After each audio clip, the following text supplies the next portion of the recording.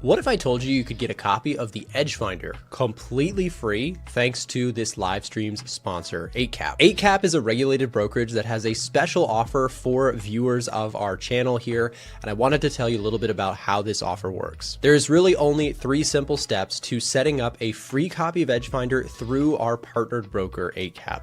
Step 1 is you have to use the link being dropped in the live stream chat or down below in the description to create a new account. Step 2 is go to this link, scroll down on it, and you'll see the requirements that you must make in order for 8cap to essentially buy a copy of the Edge Finder on your behalf. Once you've created an account and deposited the required amount of money in order to qualify for one of the offers on that page, step 3 is to simply contact 8cap and or A1 Trading's team. On that page, there will be information for that. And then we will be able to essentially grant you access to our tools completely free, bought and paid for by your new brokerage, 8cap. Unfortunately, 8cap does not accept US traders. However, if you're outside of the US and interested in exploring this offer in more detail, again, like I said, we'll have that link in the live stream chat or in the description down below. Alternatively, you can just head over to a1trading.com/8cap. Thanks to 8cap for sponsoring today's show. Now back to the content.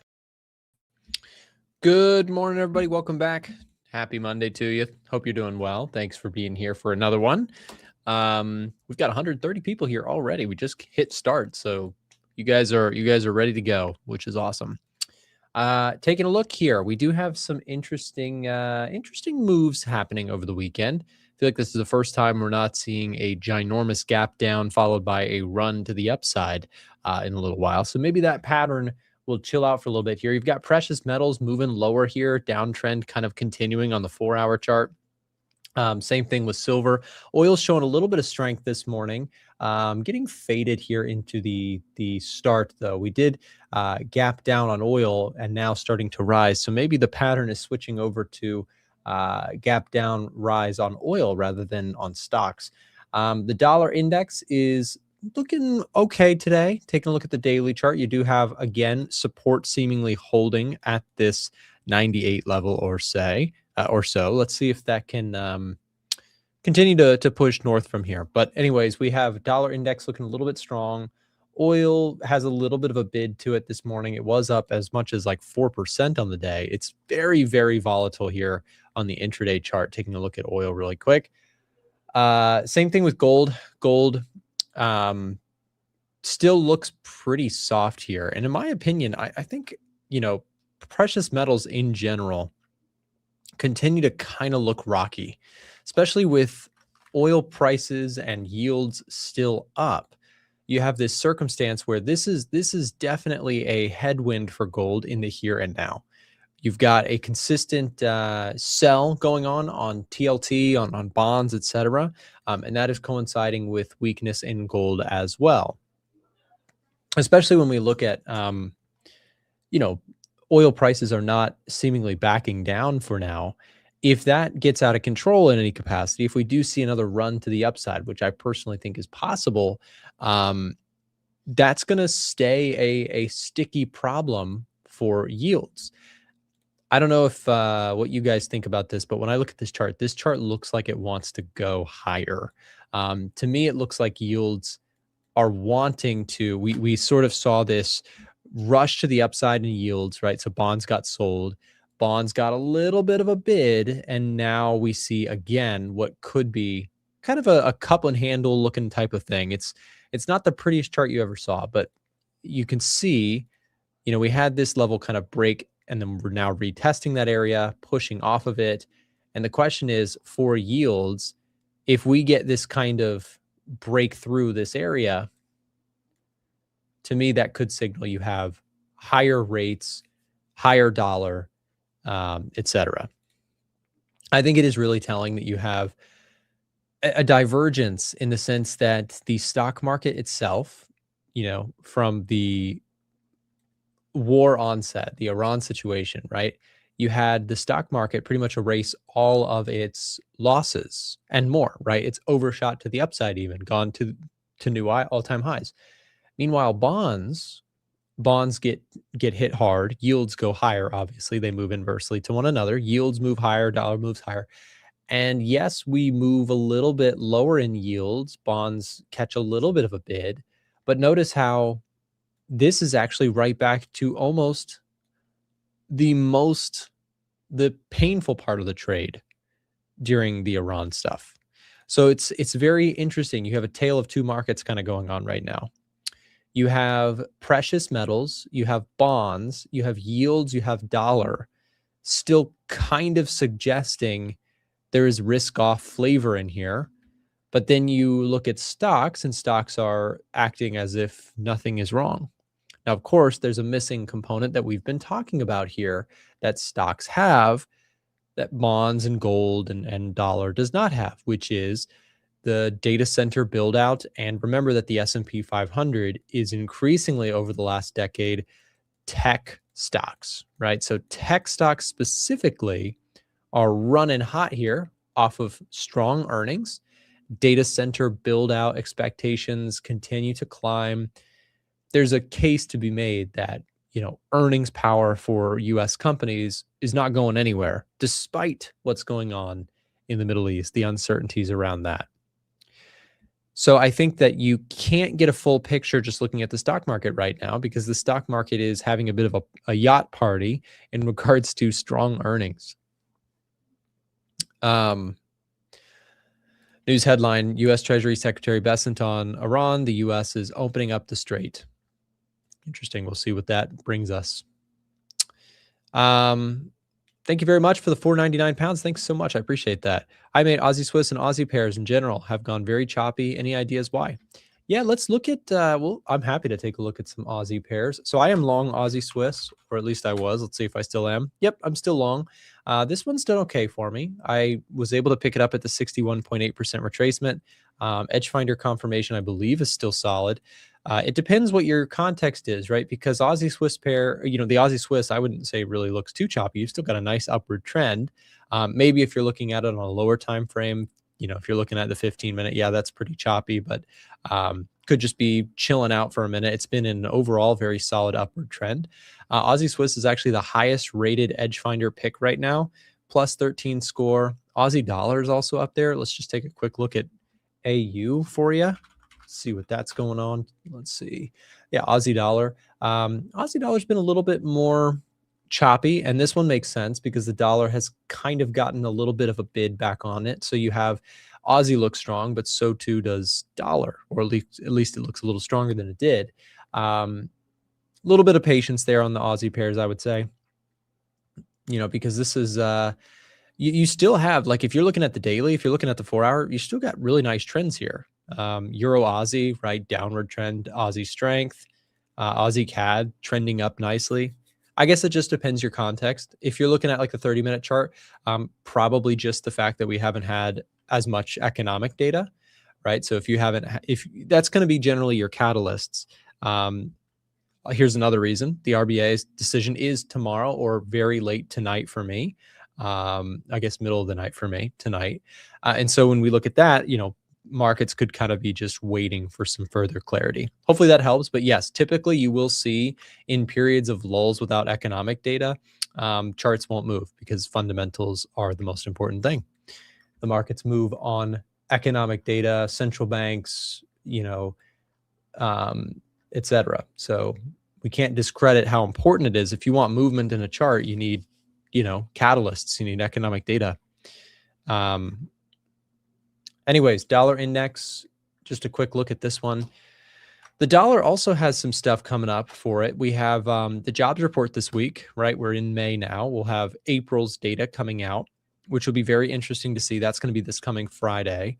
Let's see if I haven't looked at the COT report for this week. Let's see if we have any interesting stuff going on.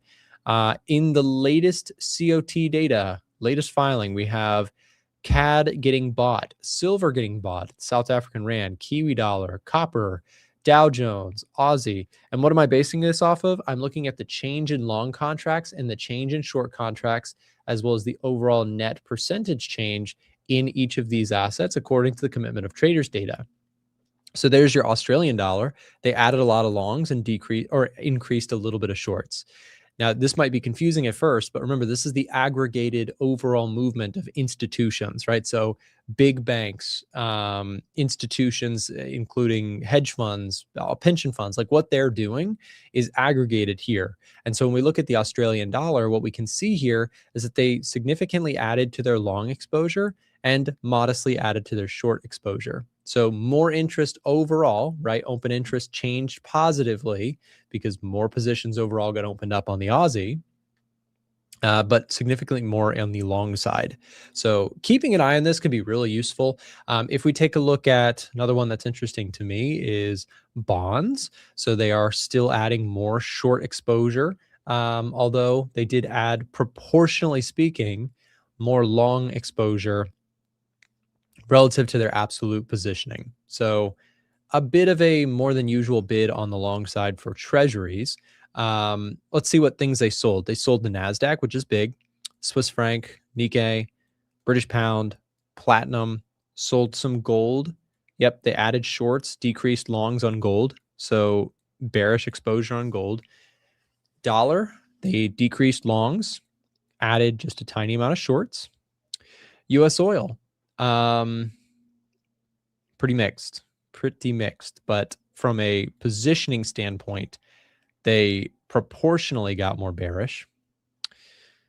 Russell, decreased longs, decreased shorts.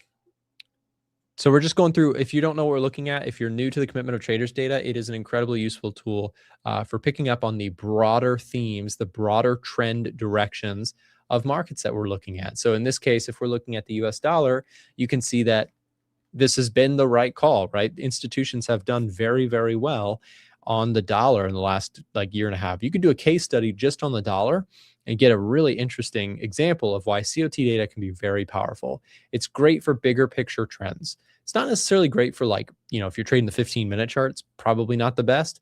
But if you're looking at 4-hour, 1-hour daily chart trends, this can be useful. So look at this. The dollar index, as we all know, got sold pretty hard into this year.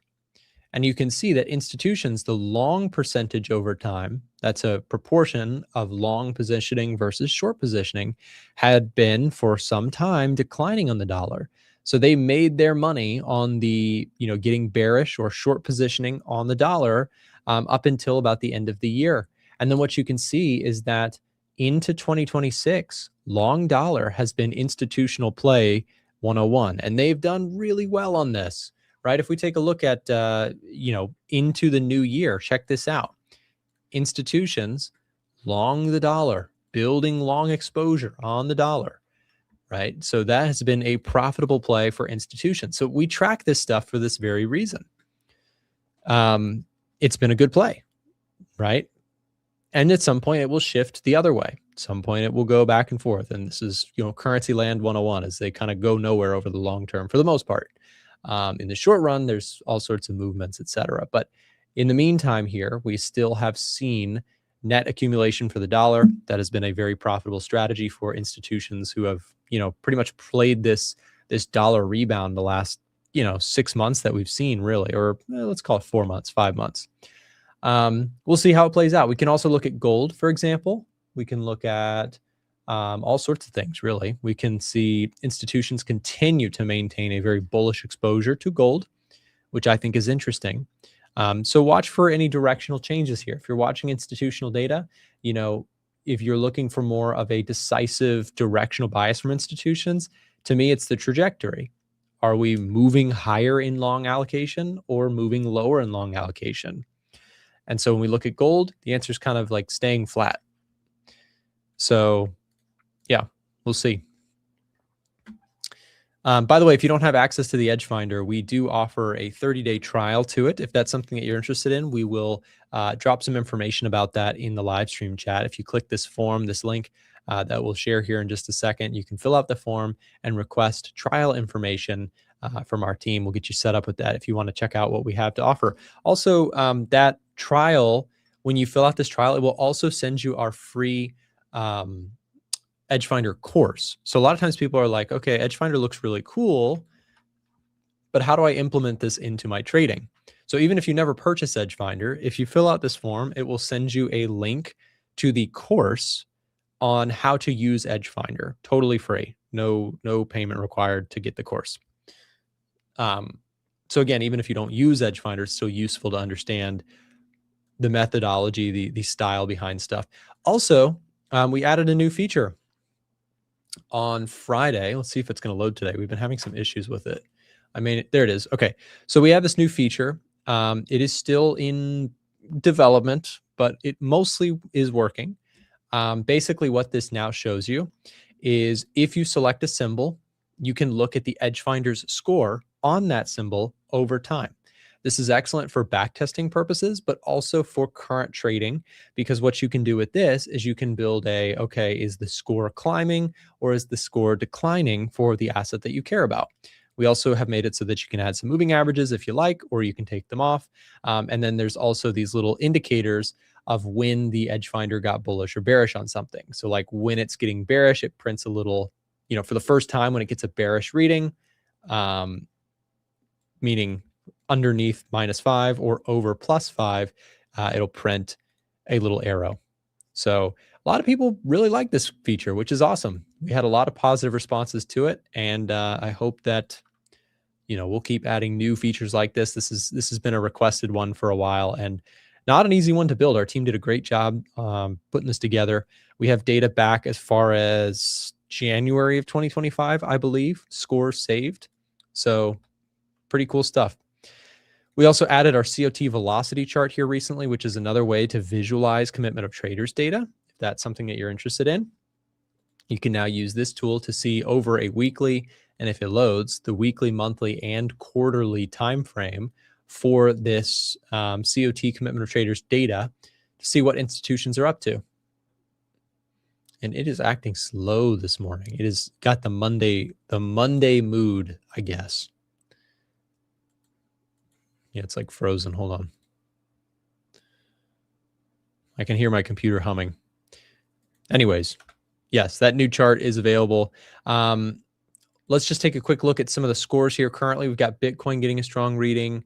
Gold still sitting at -2. Nasdaq is positive. Silver mixed. U.S. oil continues to be positive. And I am long oil. We'll see how it plays out. I could end up getting stopped out of this one, which would be, perfectly fine if it happens. I liked this area of past support. Clearly, the market did not agree with me. I went long here. I'm still long. And if I get stopped, I get stopped. We'll see. Looked a little promising about an hour ago. We had a big pop in oil prices. We were up like 4% on the day for a second there. Now back to flat. So I may end up taking a stop on this trade. If it breaks through 100 today on WTI or US oil here, then we will be seeing this trade get stopped out, which is perfectly fine if it happens. Remember, as I always say with every single trade that I place, it's really not about the next one trade. It's about the next 1,000. Is the system that you're trading making more over the long term than in the short run? Let's see if we have anything on the dollar, and here's, by the way, that COT velocity chart. It finally decided to load. If I'm looking at top setups specifically for USD pairs, I don't know what is going on. It's like so slow today. I think USD is pretty decisively neutral. What swung it back into more decidedly neutral territory has been specifically last week's unemployment. Oh, I'm sorry. What was the data? There was a data point that came out. Let's see if we can find it here. This is definitely my computer. I can hear it. It sounds like an airplane taking off.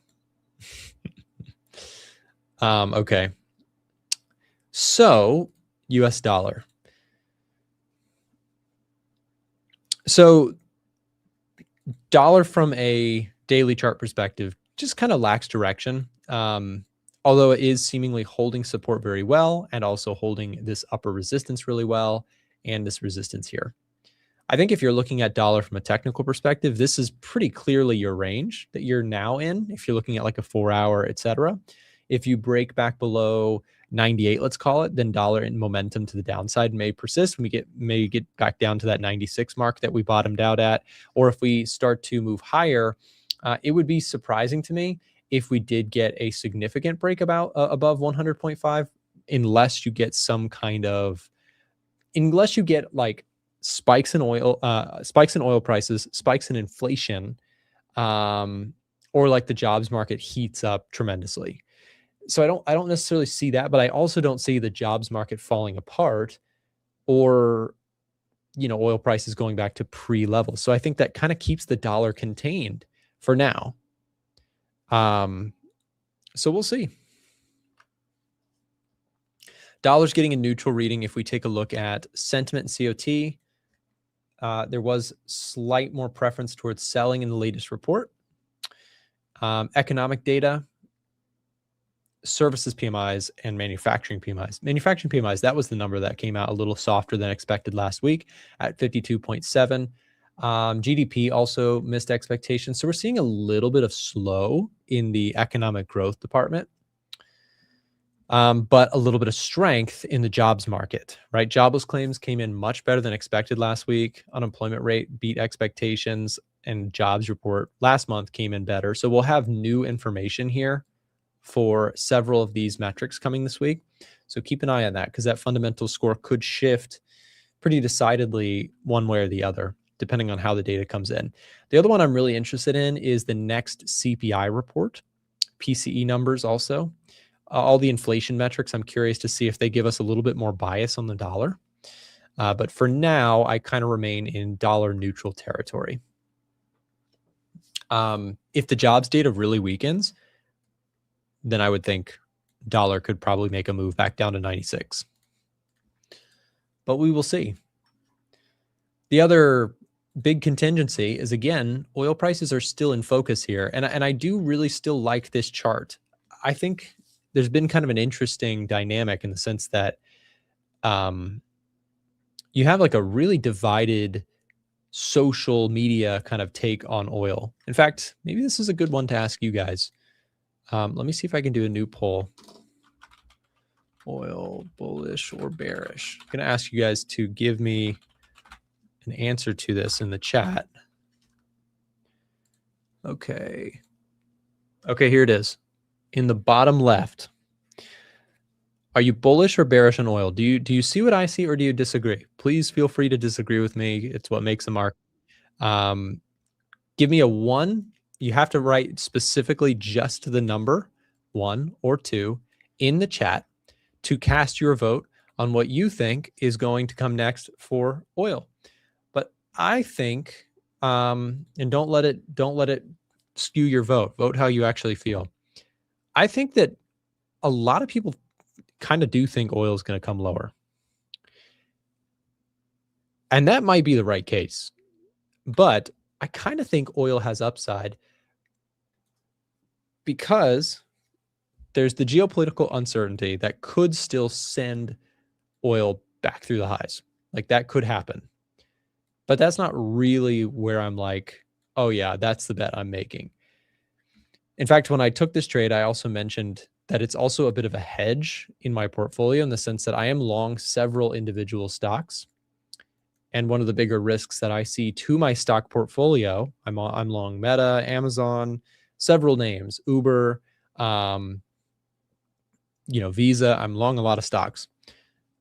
As a bit of a hedge, I took a trade long on USO with the idea that if you get a big surge in oil prices, if escalations continue, we're sitting in limbo with the Middle East stuff.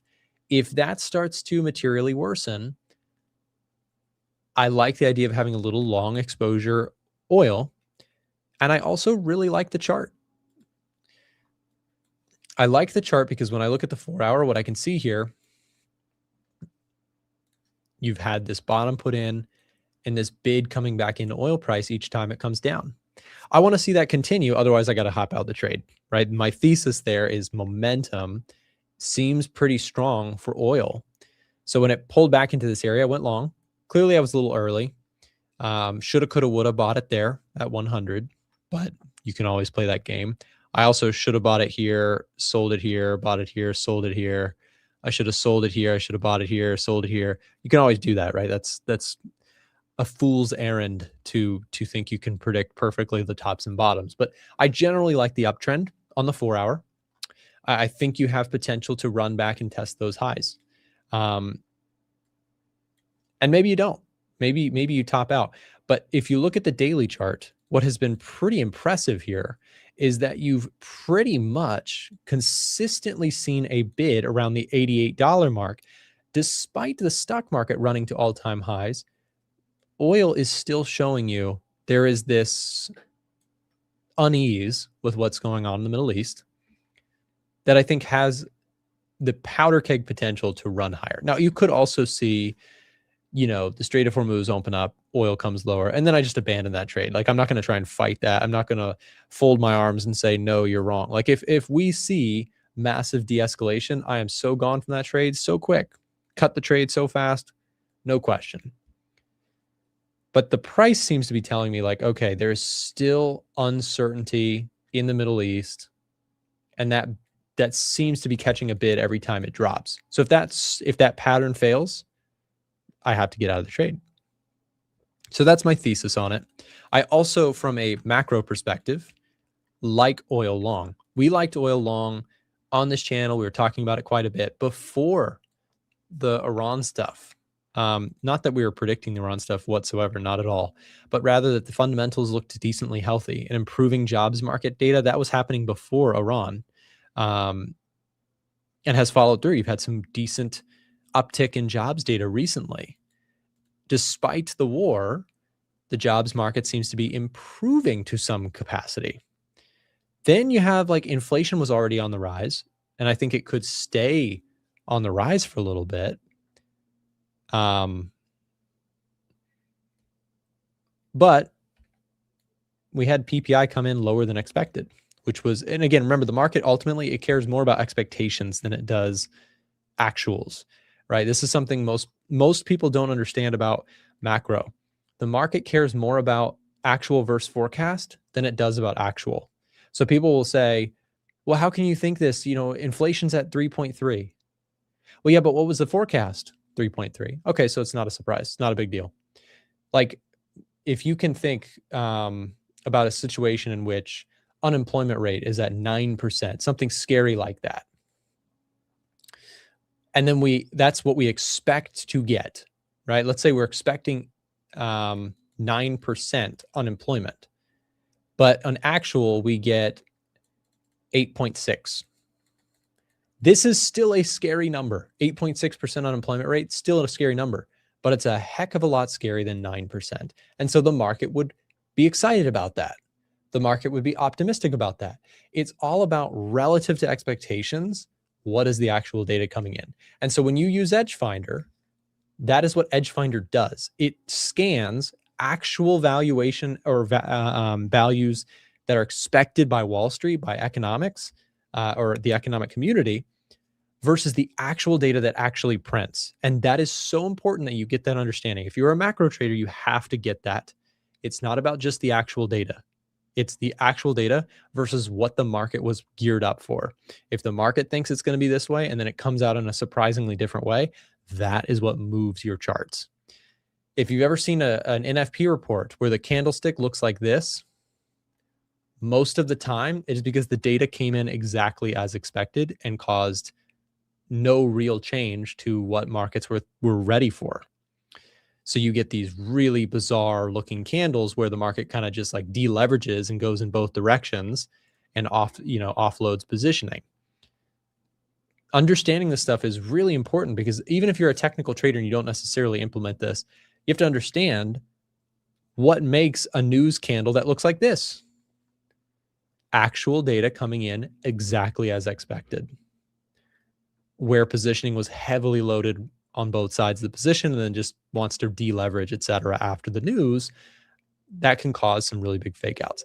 Anyways, guys, I am going to throw the show over to our next show host. Just a reminder, if you guys want to try out the Edgefinder, we do have a free Edgefinder course. It is completely free, as well as a way that you can try out the software for 30 days. If that's something that you're interested in doing, then we'll drop the link here in the live stream chat to where you can basically set up through a form free access to that course, as well as to the trial information if you're interested in doing that. So here is the link.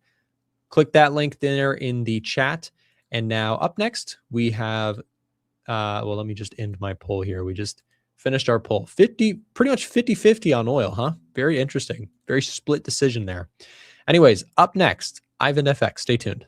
If you're enjoying the stream right now and would like to join us beyond just live streams, consider joining our free-to-join Telegram channel. Inside of our Telegram channel, we're sharing daily market analysis, bonus clips from the live streams and videos, giveaways to our products, prop firms, and brokerages, and much, much more. So like I said, if you're looking to stay up to date with ideas that we're looking at in markets, even if you can't make it to a live stream, consider joining our Telegram channel down below in the description of this live stream, or being dropped in the live stream chat as we speak. Just click that link, it'll navigate you over to Telegram, click join, and you can come back to the stream. It's totally free to join, and if it's easier for you, you can also just use the QR code that you see on the screen right now. Now back to the live stream. 你好嘛 Simon. So the thing is for this week, I've been trading and waiting for your euro dollar to go higher and be like, yeah, this is great idea. And then I go on vacation on Thursday. I'm out driving. I don't have access to the markets. And then something happens on Thursday and everything just goes poof. And I'm like, great idea. Great, fantastic.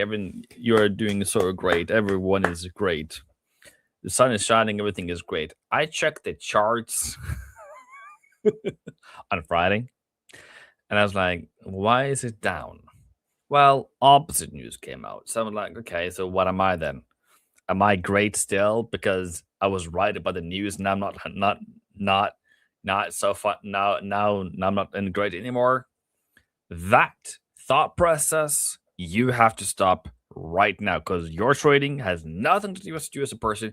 You can be as handsome as I am, according to Joshi, and you can be a terrible trader or you can be a fantastic trader. So market agreed with my direction on Friday, not on Thursday, and didn't agree with me on Friday.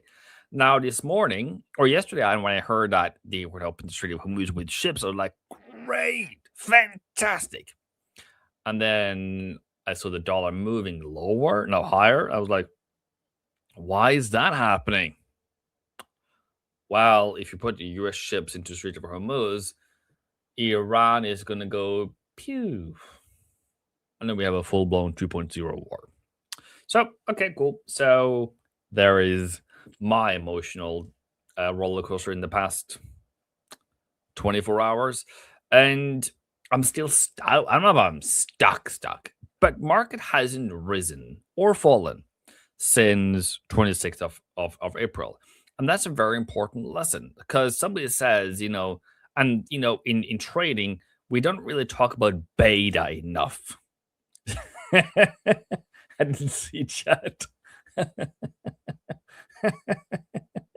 Yeah, Nick, you didn't join in when I brought up the mustache. Come on, this is how it's supposed to be.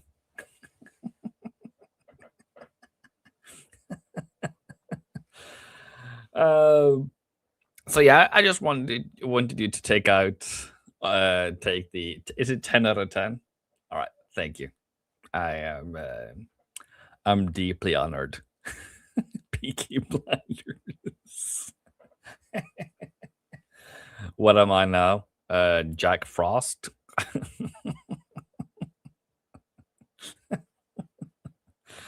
For those who joined my New Year's or like back in January, we had a monthly, weekly planning meeting, whatever that was, and I announced, or I said what I wanted to do as a trader in 2025, and I said I want to wear mustache more. So it seems like that was a good one. Then on the second part, who was it? It was Cycling Club mentioning the yen interventions. Yes, I am going to mention that. Because that was a rough Thursday morning. I think I saw. Wasn't it? It wasn't necessarily like a talk. Well, wasn't talk. Well, yeah, it was bank. Finance Minister of Japan said something up there, and I saw it when it was 159.9. So I saw it there, and then I was like, yeah, they're on. And I think I mentioned in chat somewhere, but like, yeah, an intervention question mark. Because we have been, sometimes we have been peaking and then it's actually just market taking correction. But then I did some Googling because I've been at the chart, but I did some Googling and apparently they have spent 5.48 trillion yen. I think it's 1 or 2, something in that direction. 5.3 trillion yen. And it seems to be 1 time, 2 times, 3 times, 4 times, or 6 times, or however you want to define it. So they have been threatening with this for, I don't know how many months or years it is, but it's been a while. They threatened ever since 28th of January or so. Over here, they were threatening. And then when we came up over here, so since March, so that is 2 months or so they've been threatening. And when we actually, I said just before this happened, I said, okay, we have tried 160, they're not doing anything serious. So we can do 162. But then a few days later, they got in and they've spent a ridiculous amount of money on it. I would say that's aggressive. I would imagine they would have done it here or here when we had resolutions to the war. Dollar was weak. Just give it extra punch. Instead, they did it the day after the FOMC meeting. I think they did it because we are still thinking maybe price cuts, or rate cuts by the end of the year. And I think that's was their trigger, that there's still openness for monetary policy in the United States to be aligned. So yeah, that's their call. That's their money to spend. Well, money or money. So generally, what tends to happen is that they sell their U.S. Treasuries. It's not necessarily like a clean cut. It's not necessarily a forex direct selling intervention, but it's just to sell their U.S. Treasuries and bring them back to yen, which subsequently makes dollar weaker, but yen even stronger. I can't get mine full, so I don't even try.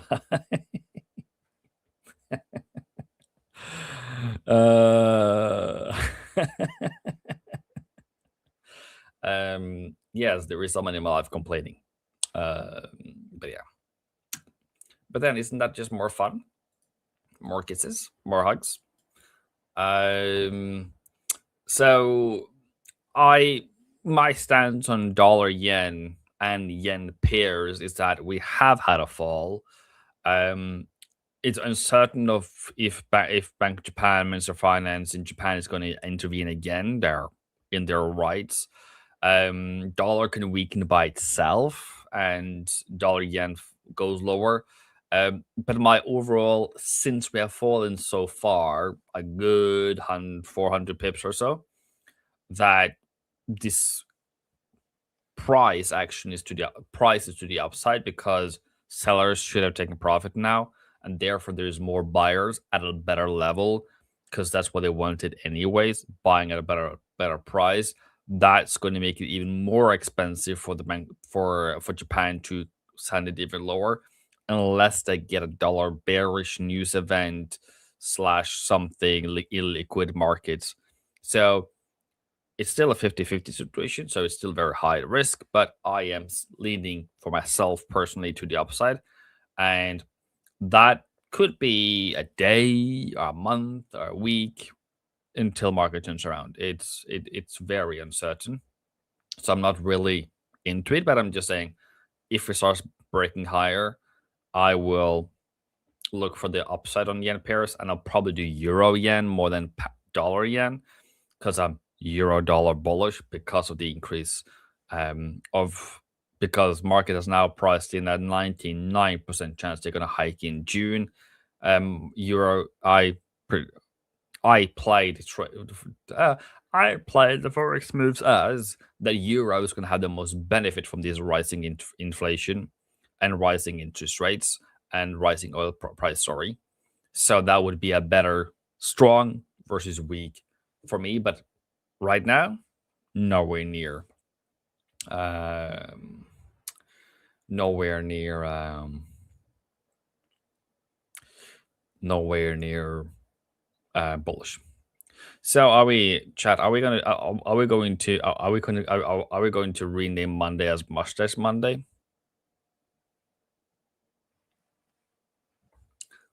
Or instead of being called Yen Man, should I be called, what is it, Mustache? Or in Norwegian, mustache is Bart, BRT, like Bart Simpson. So you can just call me Bart from now.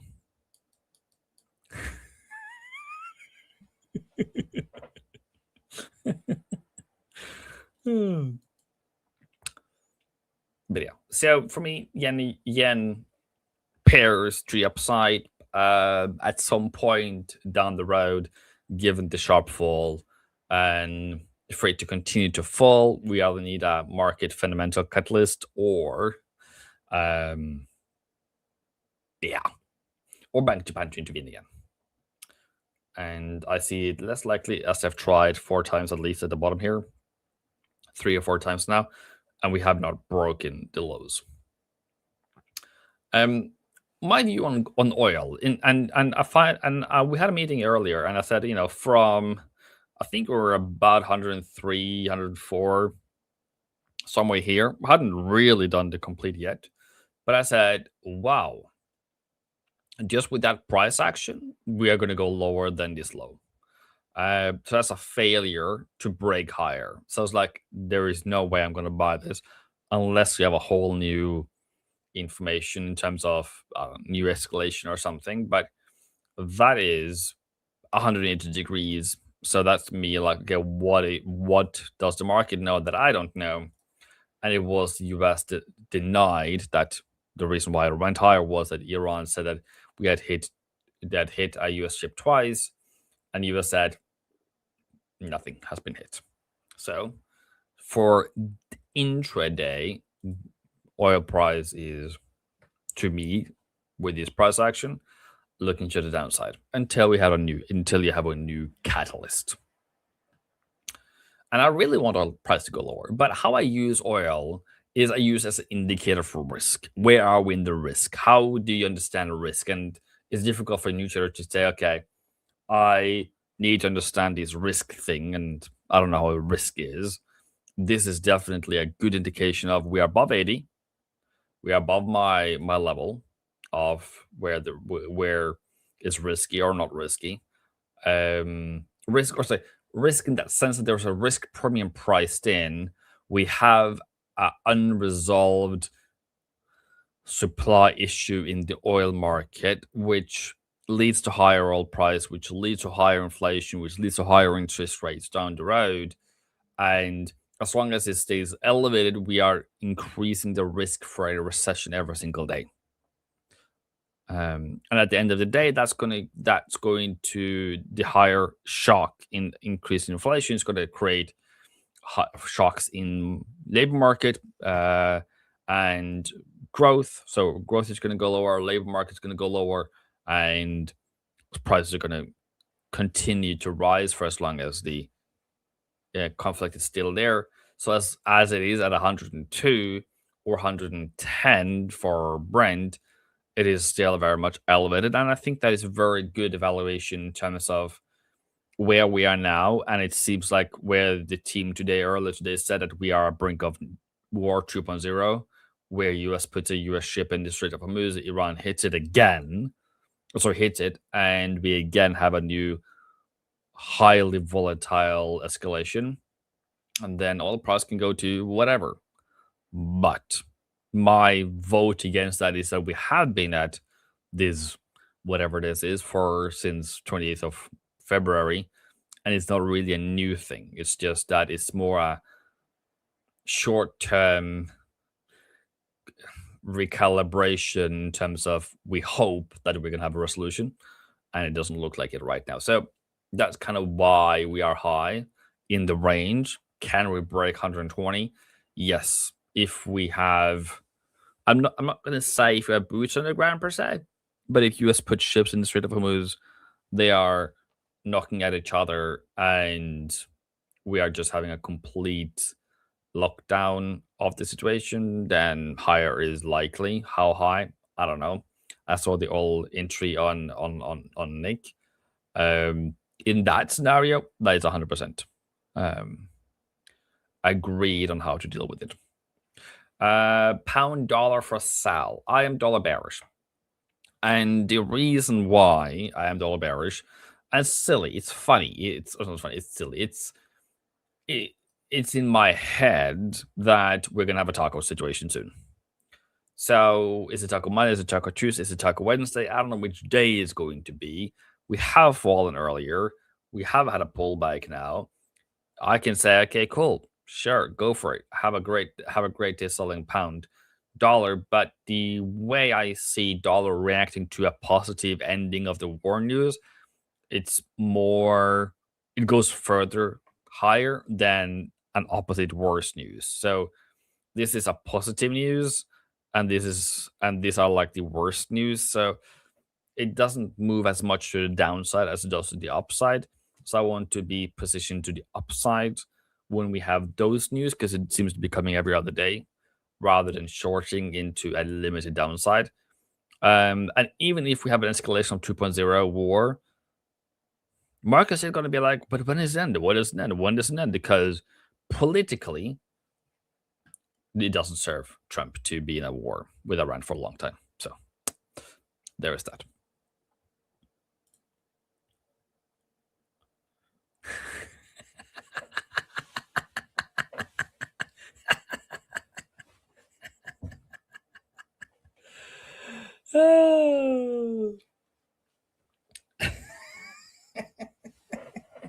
Ned Flanders.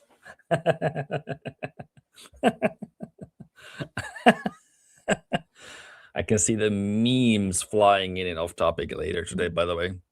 But yeah. You guys are welcome. I guess you guys got something to figure out what does it look like the most. But yeah. BTC making a new higher high. Relative. It's a good sign for risk on. Yeah. I can agree. I use Bitcoin as kind of like an elevated volatility indicator of S&P 500, but I mean, it's bullish in the 4 hour. It is turning slightly higher. It takes a bit of a long time to go around, but we have done the half. We have gone from 120,000 to 60,000 and targeting higher relatively. So yeah, that is a positive and a risk on a move. New Zealand yen is a risk off move that's considerably bullish. Maybe a real for range now. Aussie yen in the same category, bullish, but a ranger now. S&P 500, same risk on. Dollar lower is risk on, and seemingly kind of bearish-ish, rangy. So yeah, the general kind of how I see it just by looking at the glance of it, risk on, risk off, is that we are generally risk on overall. So not that it serves the purpose of my risk on view, but doesn't hurt, does it? Can you look at a pound Swissy? For pound dollar, as I said, I would be looking for bullishness here. Switzerland is a bit of a more difficult at the moment because we have the Swiss National Bank intervening, making the Swiss weaker, and then we have the markets making it stronger because of the issues with Iran, with issues with higher inflation coming in, with issues with weaker Europe, and Swiss being a safe haven. So the market wants to buy or make Swiss stronger. Swiss National Bank wants to make it weaker. So we have like a tug of war, and we have, and then pound for that matter is strong and bullish by itself. I don't know if I want to be somehow strength going against each other. I would rather have sold the dollar Swiss at the top when dollar is weak, or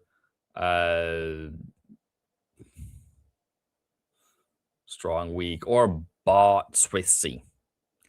Bought Swissy against yen if it wasn't intervention issues. But generally bullish, has a bit of a pullback. Wouldn't need to look for if it comes down to 105 or so and a half or so, down to this level. It's more, has a bit of a bigger punch. This is kind of somewhere in the middle.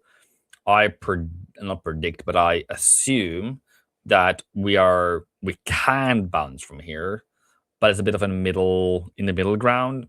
So when I normally look for setups, I look, or where I'm looking for is double bottom, higher high, higher low. Great, right? So that becomes the support for eternity here, right? And where we are now, we are kind of like somewhere in the middle of the flag or middle of the pullback. So I find it a bit prematurely, but I mean, if you get a new higher high and then you can use the peak as a support, or you come lower, then would be better. I've seen people trading in this area, and I've said, okay, cool, that's up to you. Just remember to do your due diligence, do your work in terms of recording your entry, your emotions, your in and out emotions during, and put it into a context of not adjusting in between because of my opinions, other opinions, but let it through and let the data itself speak the truth in terms of should you take this trade into the future. Because for someone who has taken it already, it's kind of like it's already gone. So you've done your best with your current information. I'll say, okay, cool. But I'd rather you be a bit more patient going forward. And as it would have been a better situation to be in here than to try to catch something that's already pulling back, broken on a day trade wise, the short-term bullishness, and you are into some kind of support in terms of weekly central pivot and M2, but weekly central pivot, but yeah, I would give you a 50-50 chance of it making it out of it. Swiss's best safe haven against inflation. So yeah. So then you should probably be a short, and I don't know if Swiss is the best one to trade against, but I mean, 106.30 was the price the market gave you on Friday. Then I would say brand new lower low and then short again. At a pullback would give me a bit more confidence, but yeah, that would actually be my number 2. Okay. So actually, this morning you could have had a short in on it if you're thinking Swiss strength. But I don't know if Swiss and pound is the most opposite ones at the moment. I would rather do Swiss as something more weaker. The Edgefinder top setups are not working properly at the moment. I wish I could help you. I wish I was a coder, and I wish it was working. And it seems like it's working. So Aussie Swiss bullish, Aussie dollar bullish, and Swiss yen bearish. Okay, makes kind of sense. You're Aussie bearish.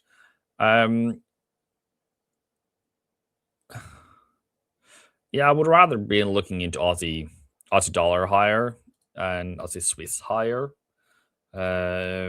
rather. And if you look at Aussie dollar US dollar, yeah, I've tried to say this is number one, number two, and then it failed on me. And yes, Friday was a great time to take the profit and run. We are now back into this range bound situation. It's a bit of a difficult place for me to try to get an entry again. Maybe if it comes back to 71.50, but range and me, it's like oil and water. It does not work. It does not compute, at least over time. And if you want comedy more than my mustache, you're gonna have a very good joke. You're probably gonna lose not respect for me, but you're gonna be like, does that dude even know how to trade? If you want to see me range trading, because I would absolutely 100% somehow seem to be getting out there and saying, oh, that's a new brand new low. Let me get out, and then poof, goes in the direction and hits my take profit, which should probably be up here anyways. And I would lose money on it. Pound CAD long setups. Oh, yeah. Who is it? Kier? Them? Yeah, I'm waiting. I'm waiting like a dog. Not a dog. Is that a good wait? Like a dog? I'm waiting like a puppy that's waiting for food. And we on the range bound, sir. Sorry. Friday was a good one. I am waiting. Can you make a brand new high above 85, 1.85? Then I'm great. I would have actually made money if I just range traded it. So I need to do this now.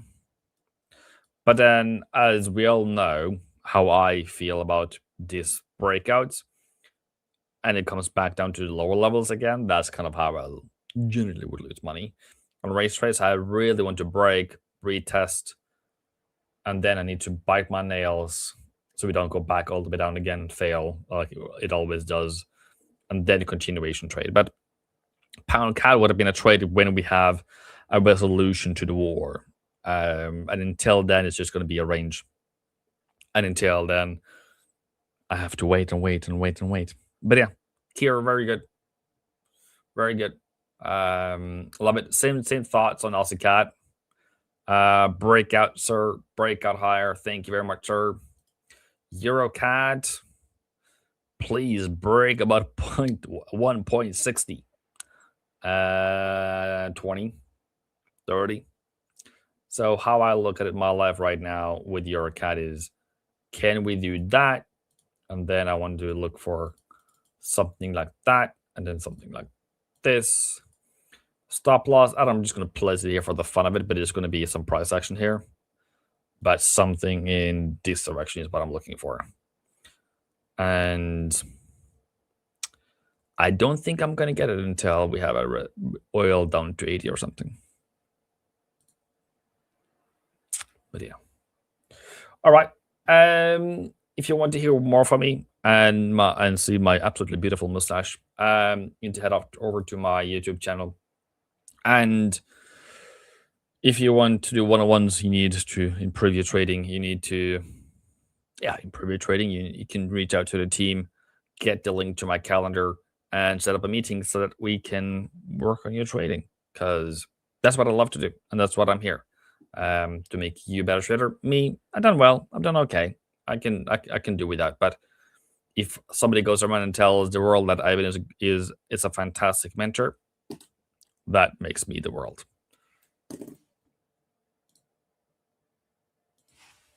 And if I made you laugh or made you interested just because of the mustache, you're very much welcome.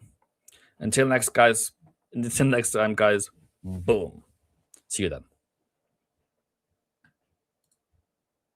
Hey guys, I just wanted to jump in for a second and let you know a little bit about today's live stream sponsor, DNA Funded. DNA Funded has very generous profit sharing up to 90% and 3 different unique challenge types. For those looking to get funded, they also have speedy payouts, unlimited trading days on the first and second phase of their challenges, a very wide list of different things you can trade with over 800 different assets tradable, and maybe the most important component, a very experienced team behind the whole operation. So if you're interested in learning more about DNA Funded, click the link, check it out, see if it's right for you, and make sure to do your own due diligence to see if what they have to offer fits your trading style. For 20% off, you can use code A1T20. Again, that will be 20% off any of their challenges you'd like to check out. Thank you again to DNA Funded for sponsoring today's live stream. Now back to the show. Hello everyone. Welcome to my segment. Let me just open up all of my tabs here. No Alan today. Alan is traveling, so it will be just Marco. They call me the yen master and the big stop loss guys. So I win this the yen man. I am the yen master. Just kidding. We're gonna leave the title to Iwin. Edge Finder. Let's see, what do I have here? Giveaway form. Unfortunately, I don't have new codes yet, so I'm not gonna be doing a giveaway. We're waiting for new codes to come in from DNA, and then we can continue with the giveaways. So it's just gonna be analysis from me. I have one position in the markets. I have Bitcoin. So it was running some pretty decent profit, almost 1%, I believe, but then a quick retrace lower on some risk-off movement. So Nikkei is up today, S&P kind of break even. What about oil? Oil actually retracing here, so that is interesting. I think initially we had a gap lower, then we went up, and now we are retracing back down. So that is interesting to see. USD/JPY, I have a sell limit set, which I'm probably gonna remove because I didn't get tagged in and we didn't see any follow through as far as interventions go. I didn't check my breaking news today, so let me just see what's up with the market moving stuff. So 2 missiles hit a US warship near Jusk Island after it ignored Iran's warnings. Okay, so we have a bit of a heat up. Then we also have suspected yen intervention. Okay, that happened early this morning. I think I saw that. Looks like the interventions are not really working that well. I mean, the initial one was fine. Then you had another one on Friday, and then you had another smaller one on the earlier today, but a full retrace back up higher. So this is not the greatest sign. We're not getting follow through, which means I'm probably gonna remove my sell limit. So if you're in the A1 Discord, you would know that I have a sell limit set here. And the main thesis behind this sell limit is that I missed the initial intervention. I missed the initial drop at 160. I didn't sell at 160. So my game plan was to probably get in on some rallies, get in on some, let's say, pullbacks of the downtrend for a ride lower. My target would be around 151. And if you look at the last few interventions, I think the last 7 to 8 interventions, 60% of them had follow through lower. Not just that, but the reward to risk with trading interventions usually is pretty positive, which means if you lose 1 R, let's say, you lose this box. But if you win, the price can really go lower, and there can be what do they call it? Asymmetric reward to risk. I think that's it. So asymmetric in terms of the win-loss opportunity. So you lose small, but if you win big, and you win 55 to 60% of the time. But again, I'm seeing what's happening at the moment. We're getting small interventions. They just do not seem to be doing anything. I mean, you get an intervention and then a full retrace. Another intervention, presumably an intervention, full retrace. Not the greatest sign. So Bitcoin, what is my game plan with Bitcoin? If anyone is wondering, so I'm looking to trail the stop loss. If it does want to continue grinding higher, I will trim the stop loss. I'll most likely move it either below this swing low or below this swing low. Most likely around, let's say, 74.6. I think that's an okay level. We're going to see what happens today if we get a big retrace. I don't want to keep the stop loss too tight. I want to give the trade breathing room. So let's wait and see how this plays out. Of course, Bitcoin is a follower of the Nasdaq, and Nasdaq is doing well. Definitely looks fine today. Risk on. We had a bit of a retrace lower, but now going back higher to all-time highs. I would also be interested to get in on a buy position on the Nasdaq. So I've put it on the watch list here, and I'm interested to get a pullback to maybe 26.2, but maybe just to the 20 MA. That would be enough. So if we do pull back to that 20 MA, I would be interested to execute a buy position to get in on the uptrend. I think the artificial intelligence story is heating up again. I think that whole narrative is waking up. So I want to participate. Nasdaq is going to be the clear winner of this. Also, let's check out Google. If you're wondering what is my favorite individual stock, it is hands down Google. And if you want to bet on the artificial intelligence race, I think Google is a really, really good bet. Main reason being they have their old business model, right?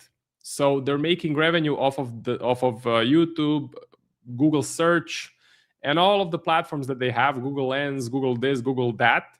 And on top of that, they're adding Google Gemini, which may not be creating revenue at the moment, but if it goes online, it's going to be a huge amount of revenue. While most other companies like Anthropic, Claude, OpenAI, and companies similar to those, the new companies, they really don't have a lot of revenue. And they don't have an old business model. They don't have old revenue that they can hang on to. They need to rely on possible huge revenue in the future. That's why I think Google could be one of the greatest winners. And it's pretty easy to invest into Google. You can't really invest into OpenAI. You can't really invest into Claude, as far as I know. It's not like it's a public stock. Google, public stock. So pretty much every single broker is going to have Google. Okay, let me just see if someone is calling me. Just a second.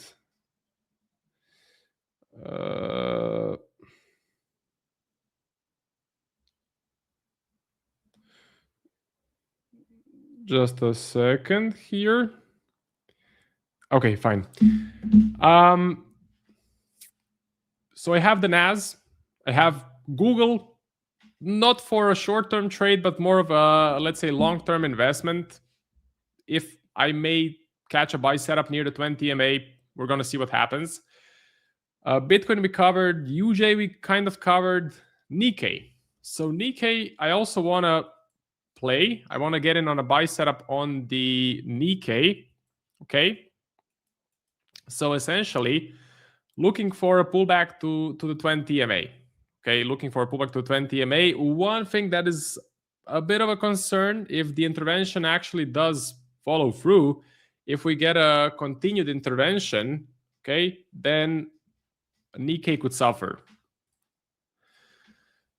Last time there was an intervention on the USD JPY.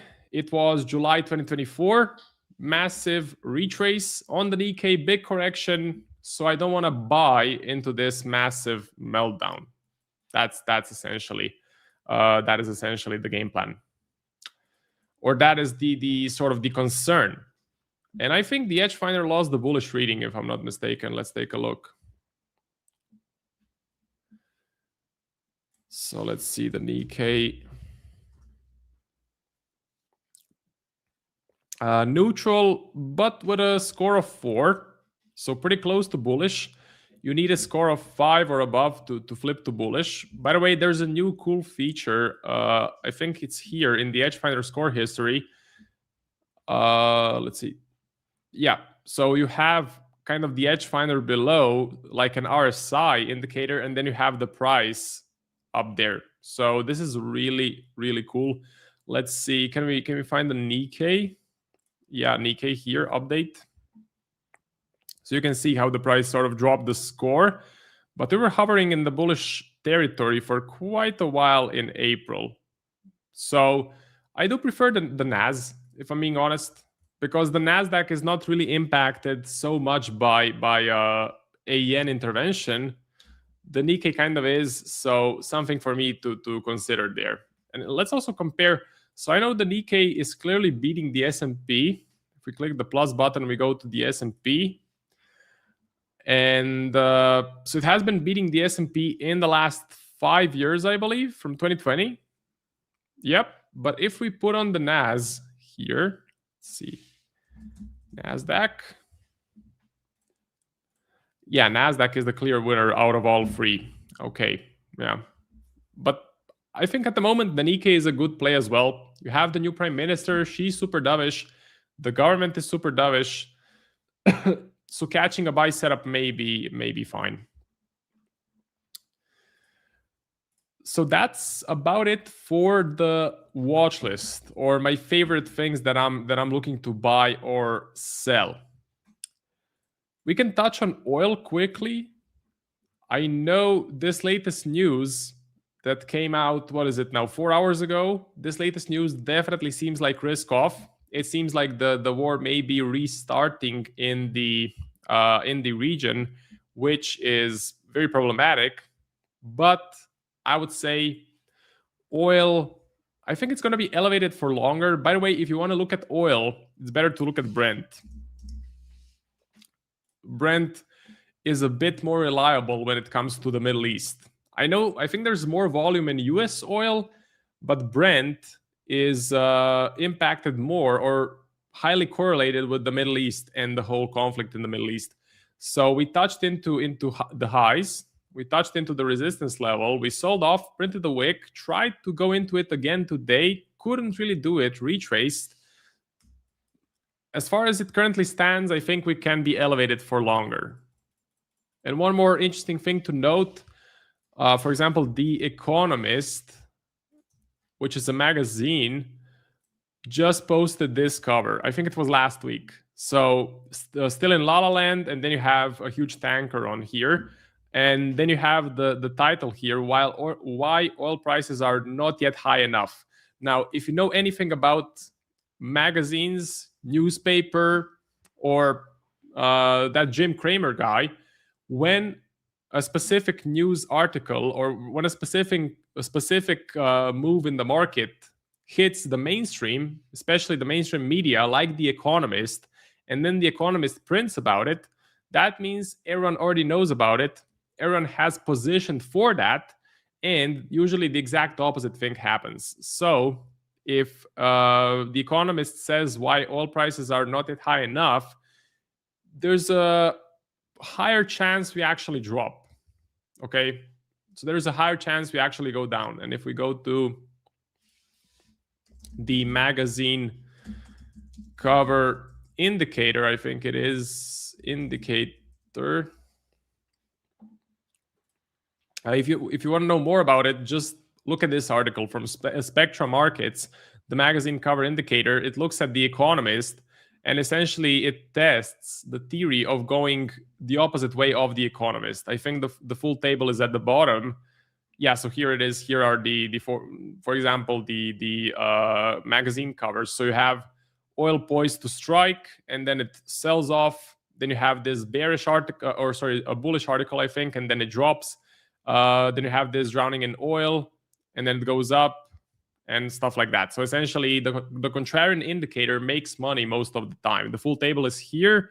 And if you want to get the latest table, because this is from 2023, the latest table, you can find it on Brent Donnelly's Twitter account.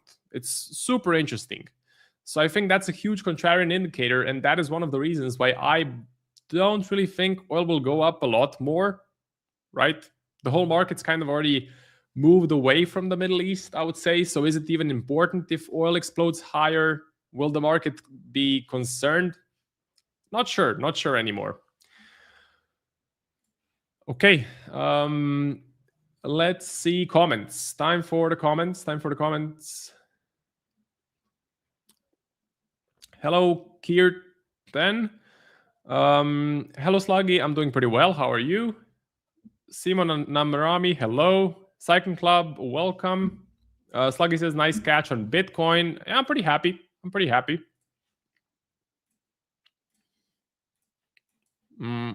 So Bitcoin here, just a second, I'm gonna grab a glass of water.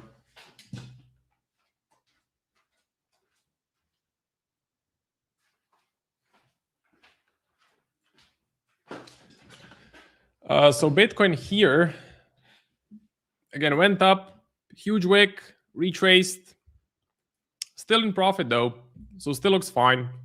I did get some comments about the stop loss being huge, and it's pretty big, but it's just the way I trade. If you zoom out a bit, my target is 90 something, just below 100K. I'm targeting kind of this swing high. So that's a pretty positive reward to risk, and I can afford having a bigger stop loss. Of course, if you want to trim the stop loss, if you want to make it smaller, you absolutely can. You can put it below this swing low. I'm probably going to trail it below this swing low. So as I mentioned, around 74.3, I think that's an okay level. It all depends how the daily candle closes. If it closes red, if it closes like this, then that's a problem. Absolutely, that's a problem. But if it closes bullish, especially if it fills back up, it's going to be fine. I can definitely trail. BTC, how's the trade? Did you close it? No, didn't close it. I'm still in. Marco, your stop loss is the size of the intervention candle on UJ, you mean? Yeah, I mean, that was the game plan. But you have to ask, what's my target? My target is 151. I mean, I'm going to remove this trade, just to be clear. I'm most likely going to remove this sell limit. I'm going to remove this sell limit, okay? But before that, when the trade was still valid, I placed it on the weekend. So essentially, when the market opened, I put in the sell limit. It's all about the size of the take profit compared to the stop loss. Even though the stop loss is like 270 pips, the target is even bigger, 2 times as big as the stop loss. And during an intervention, the volatility goes up drastically. Okay, the volatility absolutely explodes. This is, for example, the last time. So a massive sell-off, and the volatility was extremely high. So like hitting the take profit in this sort of a market environment is very, very easy. Or the price moving, 600 pips? Pretty easy. Just a fake out. Markets are crazy. Taco Markov, 3,000 pips stop loss on UJ. BOJ calling. I may be done for the day on the indices. Gold struggle. Gold not interesting. Maybe just shorts. It's not better to look at Brent. CL is what to look at. Won't the Nikkei drop if the JPY gains strength, at least theoretically? Yeah, so that's one of my concerns if I'm going to be looking for buy setups on the Nikkei.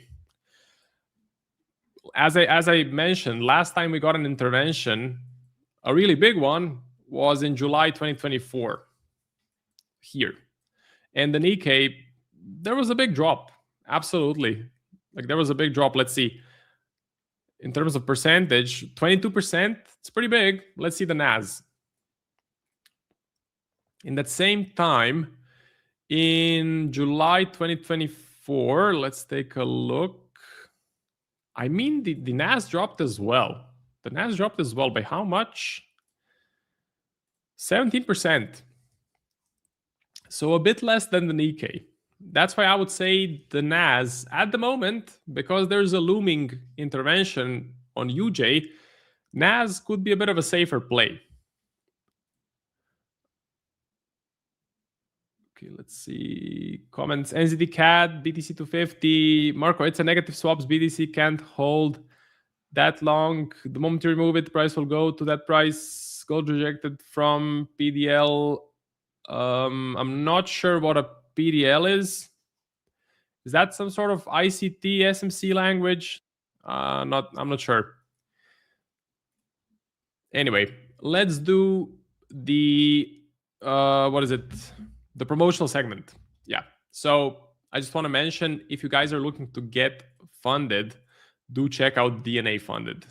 So DNA Funded is a prop firm where you can expand your trading capital, and with the code A1Live,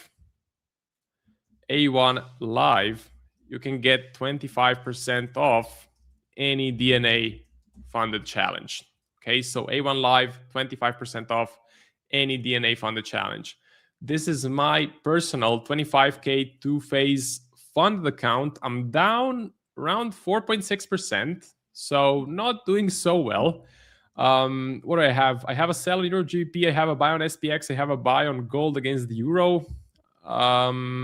It's fine. It's fine. Equity, I think I was just about break even, and then I got back into some drawdown. Yeah. So this challenge is purely traded by ChatGPT, which is something I'm doing as an experiment for my YouTube channel. And we're going to see what happens. So as far as DNA goes, as far as the prop firm goes, I've had a great experience so far. There's a big broker behind this company. Their support team is quick to respond. We solved any issues they had pretty quickly. I didn't really have any issues, except that I breached the consistency rule. I think I made too much profit in one day. So that's something that's on me. What I want to say, they're using TradeLocker, which is a great software for trade execution. In my opinion, my favorite software for trade execution. And yeah, check it out. I mean, with the code A1Live, you get 25% off. And that's a really good price when you look at other reputable prop firms like, I don't know, FTMO, 5%ers, E8 markets. So you get a pretty good price. A previous day low. That's the meaning. Okay. PMH previous month high. Let's see. Gold. Personally, I wouldn't want to touch gold right here. It doesn't look good. Are you maybe selling gold? Let me see. Edgefinder is neutral, I believe. Gold. So neutral with a score of -2. I definitely am not looking to buy. I'm not looking to sell either, but gold may actually be a better sell than a buy at the moment, which is not financial advice. Personally, I would recommend being patient. To be a buy, I would need the price to go back above the 20 MA. I would need a bullish reading on the Edgefinder. And, well, those two would be enough. But if we could maybe produce one more low like this one with a huge wick, I think that's sort of a short-term bottom, right? Short-term bottom. And then you would have a pretty good chance that the price will at least bounce higher a little bit. So if it doesn't go according to plan, if it doesn't go near the all-time high, you can at least get out for a break even or a small winner, or maybe a small loss. So gold, and in general, the metals market at the moment, I really don't like what I'm seeing here. So silver flat, copper flat. Copper was moving a little bit, but now it's back to flat. Platinum not doing anything. If I had to sort of rank all of the asset classes, I would say your best bet at the moment is to look at equities. I'm talking about, of course, the Nasdaq and the Nikkei. Second thing would be crypto or Bitcoin, because that's the only thing worth trading in my personal opinion. Then I would say Forex.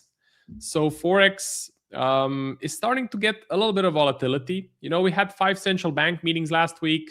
We're supposed to get Australia this week. If I go to the calendar, let's take a look. So news calendar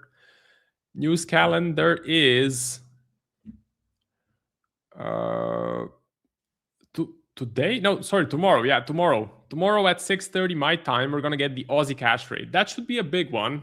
That should actually be an important one because the RBA was already super hawkish. Like they're looking to hike rates by a lot. Let me take a look at the central bank rate forecasts. Look at the RBA. So RBA, the curve is really going higher, and the current rate is 4.1. We're supposed to finish this year at 4.71. One more thing that is interesting for Australia, inflation is really high. So CPI inflation, let's take a look at the Aussie. So Aussie CPI inflation, 4.6%. I would say that is very elevated. And I think that's way above target. Target is 2%, okay? And it's now 4.6. So that's really, really high. The RBA actually has some room to hike interest rates. I think the GDP is fine. Let's see, AUD. Yeah, 0.8%. That's fine. And it's kind of rising. This is 2 years. Okay. Unemployment should be fine as well. Let's take a look at that. AUD. So unemployment 4.3%, staying flat. Okay, staying flat. Mostly around 4%. That's healthy. 4% unemployment is really good. If you look at, for example, the European Union, which is around 6% or 6.2, that's much better than the EU. And if you take a look at, for example, the GDP for Europe, pretty low, pretty bad. 0.3, 0.2, 0.1. It's horrible. So the best chance for a rate hike is coming from the RBA. And tomorrow, we should get some clarity about that. So buying the Aussie could be a nice trade. I'm not really looking at the Aussie dollar. I'm more looking at the pound Aussie, which could be interesting, selling the pound Aussie. It's already been on a massive downtrend, but we don't have to stop here. We can go to these lows for sure. We're kind of now stuck at support, so that is something I need to note. Yeah, we're kind of stuck at support. But pound Aussie, not a bad thing to sell.